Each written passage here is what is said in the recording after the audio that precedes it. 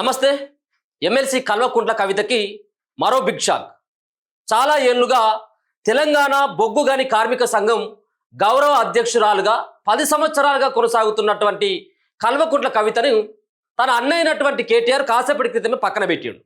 So పక్కకు పెట్టడానికి చాలా రకాలైనటువంటి కారణాలు ఉన్నాయి.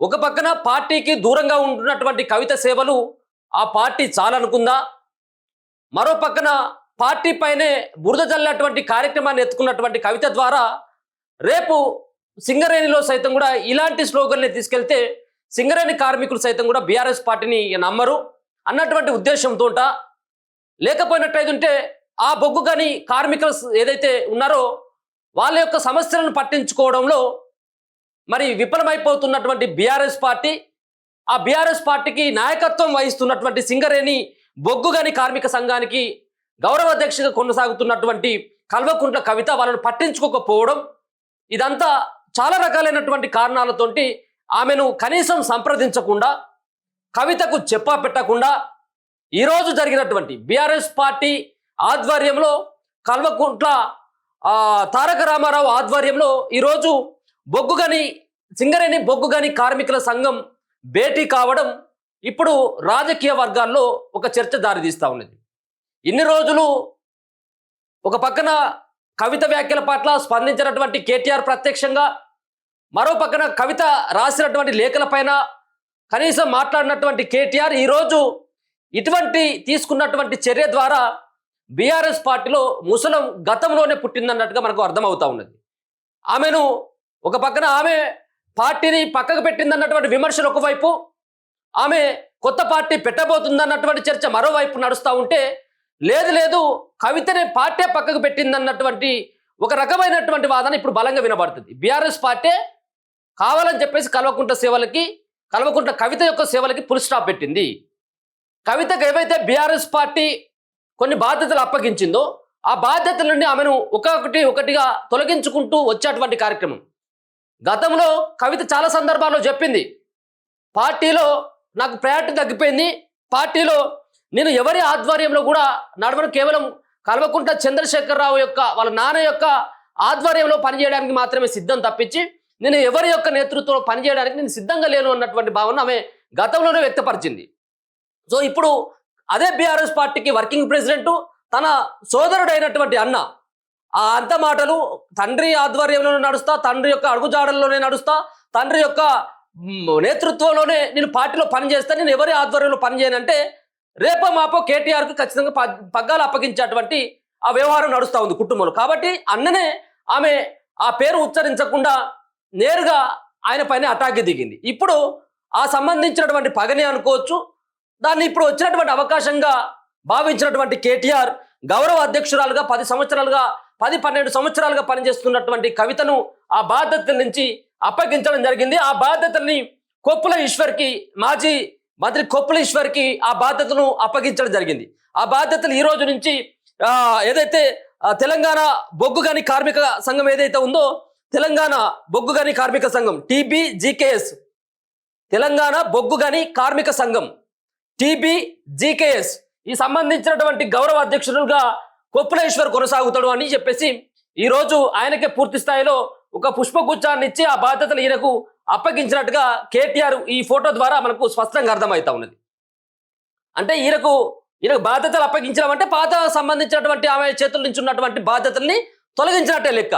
అయితే దీంట్లో ప్రధానంగా కొన్ని చెప్పాల్సినటువంటి అవసరం ఉంది. ముఖ్యంగా దీంట్లో గతంలో 10 సంవత్సరాలుగా పనిచేసినటువంటి కల్వకుంట్ల కవిత మీద అనేక రకాలైనటువంటి ఆరోపణలు ఉన్నాయి. గతంలో సింగరేణిలో పనిచేస్తున్నటువంటి కార్మికులు ఎవరైతే ఉన్నారో ఆ కార్మికుల యొక్క ఉద్యోగాలని పర్మనెంట్ చేస్తాం, కాంట్రాక్ట్ బేసిక్లో పనిచేస్తున్నటువంటి ఉద్యోగస్తులని పర్మనెంట్ చేస్తాం, అలాగే అలా పనిచేసేటువంటి వాళ్ళు ఒకవేళ కనుక ఆ సంబంధించినటువంటి ఏజ్ అయిపోయిన తర్వాత వారసత్వ ఉద్యోగాలు సైతం కూడా ఇస్తామని చెప్పేసి కల్వకుంట్ల కవిత పైన అనేక రకాలైనటువంటి గతంలో చాలా మంది బొగ్గు గనుల్లో పనిచేసేటువంటి కార్మికులు ఆమె పైన చాలా సందర్భాల్లో కంప్లైంట్ చేయడం జరిగింది. కానీ 10 సంవత్సరాలు ప్రభుత్వంలో బీఆర్ఎస్ పార్టీ ఉండడం, అలాగే కుటుంబ సభ్యురాలైనటువంటి కవిత పైన ఎట్లాంటి యాక్షన్ తీసుకోలేదు. ఇప్పుడే కుటుంబ సభ్యుల మధ్యలో వస్తున్నటువంటి విభేదాలు కావచ్చు, మరో పక్కన విభేదాల నేపథ్యంలో కవితకు సంబంధించినటువంటి అధ్యక్షురాలుగా కనుక గౌరవ అధ్యక్షురాలుగా ఇలాగే కొనసాగించినట్టు అయితే మేము టీబీజీకేఎస్ తెలంగాణ బొగ్గుగని కార్మిక సంఘంలో ఉన్నటువంటి మా సంఘ సభ్యులమంతా కూడా ఖచ్చితంగా విచ్ఛిన్నం అవుతామని చెప్పేసి చెప్పేటువంటి ప్రయత్నం టీబీజీకేఎస్ సంబంధించినటువంటి కార్మికులు తీవ్రంగా బీఆర్ఎస్ పార్టీకి సంబంధించినటువంటి నేతలకి సూచించడం జరిగింది. ఇదే నేపథ్యంలో వాళ్ళు ఒకవేళ కనుక దూరమైన పార్టీకి ఇప్పటికే కవిత దూరమైనటువంటి ఈ సందర్భంలో మరోసారి టీబీజీకేఎస్ కి సంబంధించినటువంటి కార్మికులను దూరంగా చేసుకున్నట్టయితే రానున్నటువంటి ఎన్నికలలో సైతం అలాగే సింగరేణి ఎన్నికలు కావచ్చు స్థానిక ఎన్నికల్లో కొంత బీఆర్ఎస్ పార్టీ ఇబ్బంది పడుతుందన్నటువంటి ఉద్దేశంతో తక్షణమే కేటీఆర్ ఆ సంబంధించినటువంటి టీబీజీకేఎస్ కి సంబంధించినటువంటి కార్మికులతోటి భేటీ అయిపోయి ఇప్పటి నుంచి కవితకు అంటే తన చెల్లికి ఈ తెలంగాణ బొగ్గుగని కార్మిక సంఘానికి ఎటువంటి సంబంధం లేదు, ఆ సంబంధించిన బాధ్యతలంతా కూడా పూర్తిగా కొప్పులేశ్వర్కి అప్పగిస్తామని చెప్పేసి ఒక ప్రకటన అయితే వెలువడింది. ఇది నిజంగా కల్వకుంట్ల కవిత ఎమ్మెల్సీ కవితకి ఒక తీవ్రమైనటువంటి దెబ్బగానే చెప్పుకోవచ్చు. మొన్న జైలుకు వెళ్ళిన తర్వాత దెబ్బ మీద దెబ్బ ఇది తాకుతూనే ఉంది. పార్టీకి సంబంధించినటువంటి కార్యకలాపాలకు దూరంగా ఉన్నటువంటి కవిత ఇప్పుడు కేటీఆర్ తీసుకున్నటువంటి ఈ చర్య ద్వారా ఖచ్చితంగా అర్థమవుతా ఉంది. కుటుంబంలో ఏ విధమైనటువంటి విభేదాలు ఉన్నాయో, ఏ విధమైనటువంటి ప్రతీకారాలు ఒకరికొకరు కొంత శత్రువులాగా చూసుకుంటున్నాను అనేది దీన్ని బట్టి మనకు స్పష్టంగా అర్థమవుతా ఉంది. పూర్తి బాధ్యతలను సైతం కూడా కొప్పుల ఈశ్వర్కే అప్పగించినట్టుగా తెలుస్తా ఉంది. ఈ రోజే టీబీజీకేఎస్ గౌరవ అధ్యక్షుడిగా కవితను పక్కన పెట్టేసి కొప్పుల ఈశ్వర్కి ఈ సంబంధించినటువంటి అంశం ప్రధానంగా కనబడతా ఉన్నది.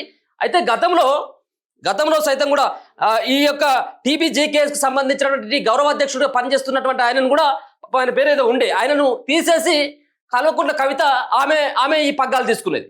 సో ఇప్పుడు ఆ పాపం ఊరికే పోలేదు అనుకో. సరే ఏదేమైనప్పటికీ కూడా ఆ కుటుంబ సభ్యులు ఉన్నటువంటి విభేదాలు కావచ్చు, మరో పక్కన కార్మికులకి అనేక రకాలైనటువంటి ఉద్యోగాలు ఇప్పిస్తాం, కొత్త ఉద్యోగాలు ఇప్పిస్తాం, పాత వాళ్ళకి రీన్యువల్ చేస్తాం, వారసత్వ ఉద్యోగాలు ఇస్తాం అంటూ దాంట్లో ఆర్థిక లావాదేవీలలో కల్వకుంట్ల కవిత దూరిందన్నటువంటి ఆరోపణలు సైతం కూడా బలంగానే వినబడ్డాయి. ఒకసారి చూసుకోవచ్చు. తెలంగాణ భవన్లో భారత రాష్ట్ర సమితి వర్కింగ్ ప్రెసిడెంట్ కేటీఆర్ తో ముగిసిన తెలంగాణ బొగ్గుగని కార్మిక సంఘం నేతల సమావేశం. తెలంగాణ బొగ్గుగని కార్మిక సంఘం పార్టీకి అనుబంధంగానే అనేక కార్యక్రమాలు చేపట్టాలని నిర్ణయం. ఈ దిశగా సింగరేణి ప్రాంతంలో ఉన్న పార్టీ ఎమ్మెల్యేలు, ఇన్ఛార్జీలు, మాజీ మంత్రులతో సమన్వయం చేసుకోవాలి. తెలంగాణ బొగ్గుగని కార్మిక సంఘం కోసం పార్టీ తరఫున ఇన్ఛార్జిగా ఇకపై బొగ్గుగని కార్మిక సంఘం వ్యవస్థాపక సభ్యులు మాజీ మంత్రి కొప్పుల ఈశ్వర్ వ్యవహరిస్తారు. అయిపోయింది కదా, ఇక్కడికి కల్వకుంట్ల కవిత యొక్క పని ఇక్కడికి అయిపోయింది. కొప్పుల ఈశ్వర్ గారి ఆధ్వర్యంలో తెలంగాణ బొగ్గుగని కార్మిక సంఘం కార్యకలాపాలను పార్టీ తరఫున ముందుకు తీసుకుపోవాలని నిర్ణయం. సింగరేణి సమస్యలపై మరింత పెద్ద ఎత్తున పోరాటం చేయాలని ఈ సమావేశంలో నిర్ణయం.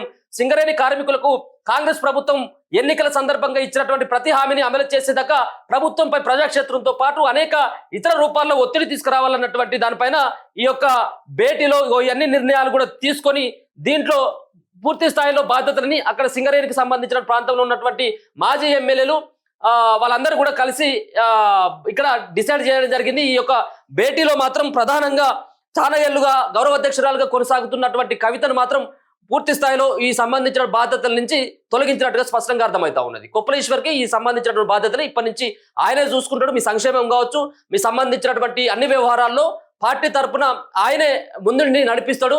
మీ తెలంగాణ బొగ్గుగని కార్మిక సంఘానికి ఏం అవసరం ఉన్నప్పుడు కూడా కొప్పుల ఈశ్వర్తో మీరు చర్చలు జరుపుకోండి అని చెప్పేసి అవుట్ రైట్ గా కేటీఆర్ చెప్పింది. కాబట్టి కల్వకుంట్ల కవిత సేవలు ఇప్పటి నుంచి ఆ యొక్క తెలంగాణ బొగ్గుగని కార్మిక సంఘానికి ఇక అందటట్టుగా ఉండేటట్టుగా కూడా లేనట్టుగానే మనకు స్పష్టంగా అర్థమవుతా ఉంది. చూస్తూనే ఉండండి మన తొలి వెలుగు.